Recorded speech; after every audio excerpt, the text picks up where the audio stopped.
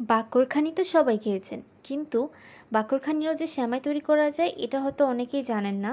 এটা কিন্তু একদম পিওর ঢাকাই একটা রেসিপি, যেটা আজকে আপনাদের সাথে শেয়ার করব। তো প্রথমেই দেখতে পাচ্ছেন যে এখানে কিন্তু আমি দুধ নিয়ে নিয়েছি এবং দুধের মধ্যে এখানে এলাচ আর দারচিনি দিয়ে দিয়েছি। আর তার মধ্যে এখানে 1/4 কাপ আমি চিনিটা ব্যবহার করছি।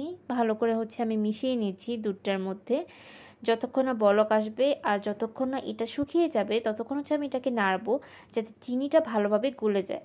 তো ভালো করে দেখতে পাচ্ছেন যে দুধটাকে আমি একদম বয়েল করে নিয়েছি এবং যে মশলাটা আমি দিয়েছিলাম সেই মশলাগুলো কিন্তু আমি উঠিয়ে ফেলছি, কারণ এটা একটা স্মেল থাকে।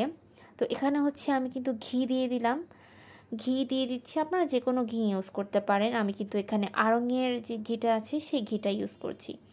তো ঘিটা দিয়েছি আসলে ফ্লেভারটা ভালো আসার জন্য। এখানে আমি ঘিটা দিয়ে ভালো করে কিন্তু নেড়ে চেড়ে নিচ্ছি।